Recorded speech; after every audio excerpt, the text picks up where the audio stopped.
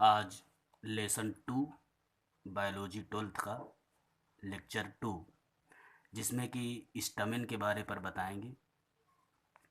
स्टमेन यह angiospermic flower का male part होता है। इसके दो भाग होते हैं, एक लंबा एवं पतला होता है जिसे डंठल कहते हैं, यह फिलामेंट कहलाता है। और इसके ऊपर की तरफ द्विपालित रचना बाइलोब्ड स्ट्रक्चर मिलता है जिसे पराग कोश या एंथर कहते हैं। ये देखिए, ये स्ट्रक्चर है इसका।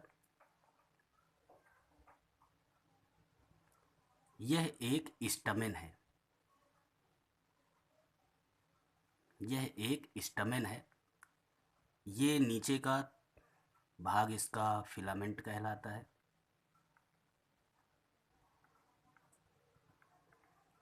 और ऊपर का ये स्वेलन पार्ट एंथर कहलाया करता है।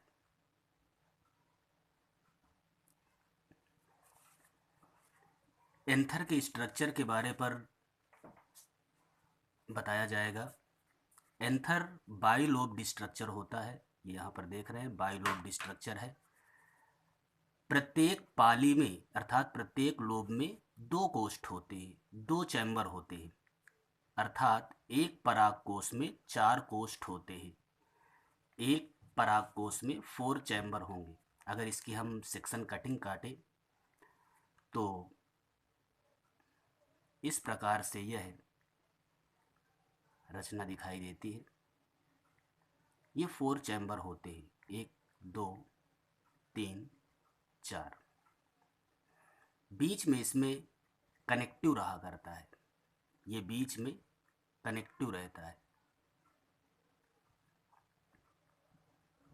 जिसमें वैस्कुलर बंडल मिलते हैं। वीबी वैस्कुलर बंडल, हिंदी में इसे सम्मोहन पूल कहते हैं।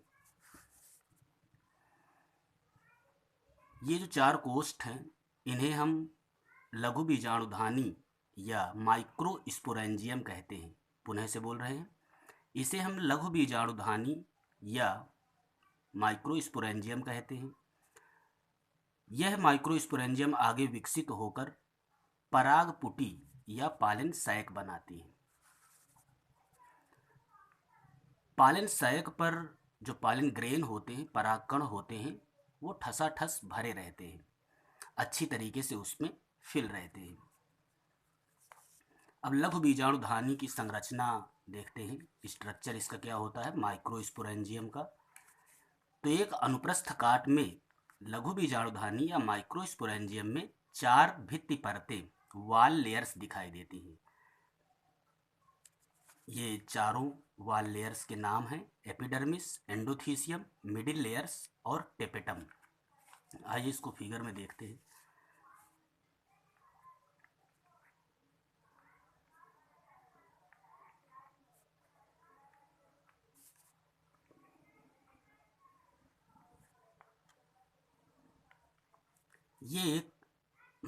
ये एक एंथर की अनुप्रस्थ काट है। इसमें 4 लोब हैं, 1 2 3 4, जैसे यहाँ पर दिखाया गया है। इसकी जो सबसे बाहरी भित्ति होती है जिसका नाम एपिडर्मिस यहाँ पर है, ये चारों परतों को यहाँ पर हम दिखा रहे हैं। यह एपिडर्मिस है, एपिडर्मिस कहलाती है।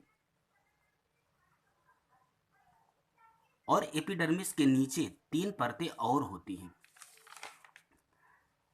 इसे एंडोथीसियम, इसके नीचे एक परत होती है, ये मान लीजिए ये एपिडर्मिस है पूरी है। और इसके नीचे एंडोथीसियम की परत होती है, एंडोथीसियम की परत होती है।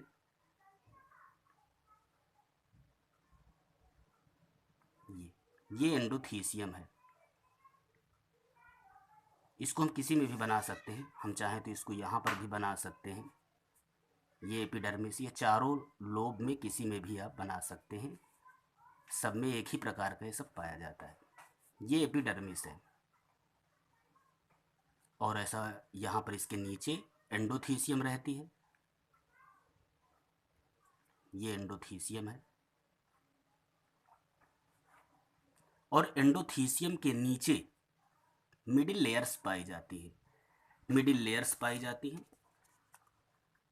ये मिडिल लेयर्स 2-3 परत मोटी होती है।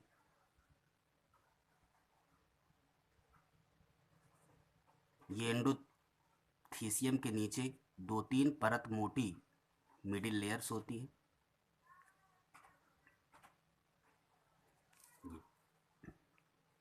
और मिडिल लेयर्स के नीचे एक बहुत ख़ास परत होती है जिस पर नोट्स अक्सर पूछी जाती है, जिसे हम टेपेटम कहते हैं। ये नाम हम यहाँ पर दिखा रहे हैं, ये एपिडर्मिस है, यह एंडोथीसियम है और ये मिडिल लेयर्स हैं, मिडिल लेयर्स। इसके नीचे ये टेपेटम पाई जाती है।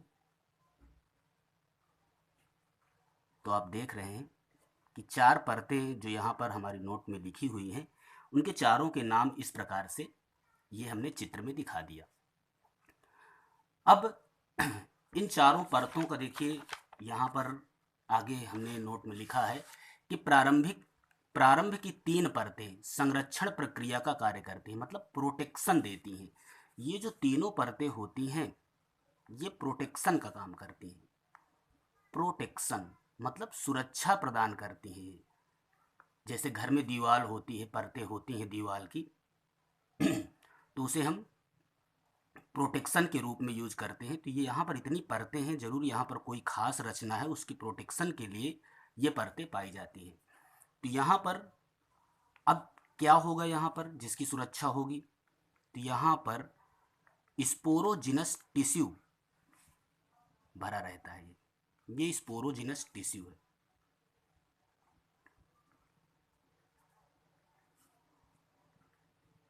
ये स्पोरोजिनस टिश्यू है, स्पोरोजिनस टिश्यू। आगे पढ़ते हैं इसको। पराग कोश के स्फुटन में मदद कर पराग कण अवमुक्त करती है। मतलब ये जो परतें हैं ये प्रोटेक्शन के साथ ही साथ एंथर के डेहिसेंस में, मतलब स्फुटन में मदद करती हैं, और इससे जो अंदर परागकण भरे होंगे वो सब बाहर हो जाते हैं। टेपेटम के बारे पर बताया गया है, ये इंपॉर्टेंट पॉइंट है इसका, कि टेपेटम सबसे आंतरिक परत होती है। ये जो रेड कलर की बनाई है हमने टेपेटम, ये सबसे अंदर की परत होती है और यह विकासशील परागकणों को पोषण प्रदान करती है। यहाँ पर अभी परागकण बनेंगे तो उनको ये पोषण प्रदान करेंगे, न्यूट्रिशन प्रोवाइड करेंगे। इसलिए टेपेटम को हम न्यूट्रिटिव लेयर भी कहते हैं, न्यूट्रिटिव लेयर भी कहते हैं। एक बार फिर फोकस करिए। टेपेटम न्यूट्रिटिव लेयर होती है, मतलब यह विकासशील जो अंदर पालिन ग्रेन अभी बनेंगे उनको पोषण प्रदान करेगा। ठीक, अब इसके बाद देखिए, माइक्रोस्पोरेंजियम या लघु बीजाणुधानी के केंद्र में अपरिपक्व अवस्था में बीजाणुजन ऊतक स्पोरोजिनस टिश्यू मिलता है। ये हमने स्पोरोजिनस टिश्यू बनाया है। अब माइक्रोस्पोरोजिनेसिस की प्रक्रिया होती है, मतलब अंदर माइक्रोस्पोर बनेंगे, अंदर यहाँ पर माइक्रोस्पोर बनेंगे। एक बात यहाँ पर क्लियर कर लेना, माइक्रोस्पोर को ही हम पालिन ग्रेन कहते हैं, माइक्रोस्पोर को ही हम पालिन ग्रेन कहते हैं। ये इसका पर्यायवाची है, कंफ्यूज ना होना इस पर। ये अब माइक्रोस्पोर निर्माण की प्रक्रिया जो होगी उसे ही हम माइक्रोस्पोरोजिनेसिस कहेंगे। एक बार फिर सुनिए, माइक्रोस्पोर निर्माण की प्रक्रिया को माइक्रोस्पोरोजिनेसिस कहते हैं, मतलब लघु बीजाणु निर्माण की प्रक्रिया को लघु बीजाणु जनन कहते हैं। यहाँ पर लिखा है कि स्पोरोजिनस टिश्यू की प्रत्येक सेल को माइक्रोस्पोर मदर सेल कहते हैं। ये जो एक सेल बनी हुई है, ये इस एक सेल को, ये एक सेल जो होगी ये माइक्रोस्पोर मदर सेल कहलाएगी, माइक्रोस्पोर मदर सेल कहलाएगी।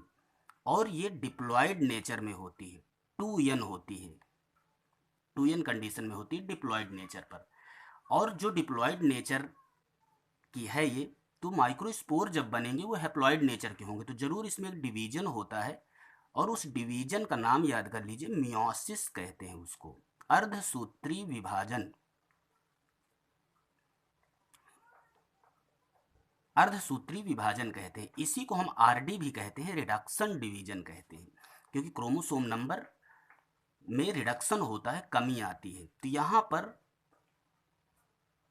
4 माइक्रोस्पोर बनेंगे, मतलब एक माइक्रोस्पोर मदर सेल से 4 माइक्रोस्पोर बनते हैं।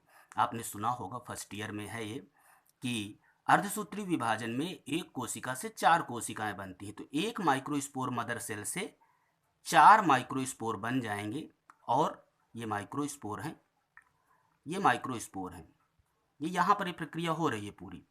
1 से 4 बनेंगे, मतलब ढेर सारे बन जाते हैं। और हमने बताया कि माइक्रोस्पोर को ही हम पालिन ग्रेन कहते हैं। तो माइक्रोस्पोर और पालिन ग्रेन एक ही बात है। ये 4 माइक्रोस्पोर जो होते हैं, अब यहाँ पर बहुत ध्यान देना, तो हम माइक्रोस्पोर और पालिन ग्रेन में थोड़ा सा अंतर भी बता देंगे। माइक्रोस्पोर ये चतुष्क रूप में व्यवस्थित होते हैं, ये चतुष्क रूप में व्यवस्थित होते हैं, मतलब 4 का सेट पाया जाता है इस पर, ये इस प्रकार से। ये 3 यहाँ पर दिखाई दे रहे हैं, पीछे की तरफ होता है। तो ये एक माइक्रोस्पोर है, एक माइक्रोस्पोर है। ये माइक्रोस्पोर जब अलग होते हैं, चारों 4 हैं, 4 अलग अलग होंगे, अलग अलग हो करके जितने समय ये अलग हो जाते हैं, उस समय इनको हम पालन ग्रेन कहते हैं। अंतर समझ में आया? अगर कोई पूछे कि नहीं थोड़ा इसमें अंतर बताइए, वैसे है पर्यायवाची। तो माइक्रोस्पोर कब होते हैं? जब ये चारों एक साथ लगे होते हैं, टेट्राइड कंडीशन बोलते हैं इसको, टेट्राइड माइक्रोस्पोर बोलते हैं। टेट्राइड माने 4, टेट्रा माने 4 होता है। तो टेट्राइड माइक्रोस्पोर ये 4 के समूह में होते हैं, और जब ये अलग हो जाते हैं तब इन्हें हम पालिन ग्रेन कहते हैं। अर्थात यहाँ पर जब 1 से 4 माइक्रोस्पोर या 4 पालिन ग्रेन बनेंगे, तो यहाँ पर ठसा ठस खूब पालिन ग्रेन भर जाते हैं। और इसके बाद इस रचना को हम स्टोमियम कहते हैं। ये रचना स्टोमियम कहलाती है, मतलब मुंह कहलाता है, मुंह। इस मुंह से ये यहाँ से फटाव होता है, फट जाती है भित्ति, ये फट जाएगी, और पतली होती है यहाँ पर भित्ति, तो ये फट जाएगी, तो सारे माइक्रोस्पोर बाहर आ जाएंगे, या पालिन ग्रेन बाहर आ जाते हैं। तो हमने यहाँ पर सीखा कि माइक्रोस्पोर निर्माण की प्रक्रिया को माइक्रोस्पोरोजिनेसिस कहते हैं। एक बार फटाफट पुनः देख लीजिए। ये स्टमेन होता है, स्टमेन में 2 पार्ट होते हैं, एंथर और फिलामेंट। एंथर की जब सेक्शन कटिंग काटते हैं तो 4 पालियाँ दिखाई देती हैं हमको, मतलब 4 चैम्बर दिखाई देते हैं, 2 पालियाँ होती हैं, प्रत्येक पाली में 2 चैम्बर दिखाई देते हैं, और बीच में कनेक्टिव टिश्यू होता है जिसमें कि वैस्कुलर बंडल रहा करता है। इसके बाद इसकी अनुप्रस्थ काटते हैं तो इसमें हमें 4 परतें दिखाई देती हैं। सबसे बाहर की तरफ एपिडर्मिस, उसके नीचे एंडोथीसियम, और फिर उसके नीचे मिडिल लेयर्स होती हैं। मिडिल लेयर्स 2-3 परत मोटी होती है। इसके बाद टेपेटम होता है, जो इम्पॉर्टेंट है, परीक्षा में आता है कि इस पर टिप्पणी लिखी। तो टेपेटम ये न्यूट्रिटिव लेयर होती है, क्योंकि ये यहाँ पर जो डेवलप होते हुए माइक्रोस्पोर या पालिन ग्रेन है उनको न्यूट्रिशन प्रोवाइड करता है। ये माइक्रो, एक को हम क्या कहेंगे, एक यहाँ पर जो सेल ये भरी हुई है स्पोरोजिनस टिश्यू में, जो एक सेल है, इसको हम माइक्रोस्पोर मदर सेल कहते हैं, जो कि डिप्लॉयड होती है। इसमें मियोसिस होता है, रिडक्शन डिवीजन होता है, जिससे 4 माइक्रोस्पोर बन जाते हैं, और ये 4 माइक्रोस्पोर टेट्राइड कंडीशन में रहते हैं। इसके बाद ये टेट्राइड जब अलग अलग होते हैं तब उनको हम पालिन ग्रेन कहते हैं। इस प्रकार से ये पूरा यहाँ पर लिखा हुआ है, आप पढ़ सकते हैं इसको, और चाहें तो इसकी स्क्रीनशॉट ले सकते हैं। इस चित्र की पहले आप ले सकते हैं, ये चित्र है, रफली चित्र है, आप कहीं से भी बना सकते हैं। इस चित्र की स्क्रीनशॉट ले सकते हैं आप, ये मेन ये है ये चित्र, और इसके बाद आप इसकी नोट्स की स्क्रीनशॉट ले सकते हैं।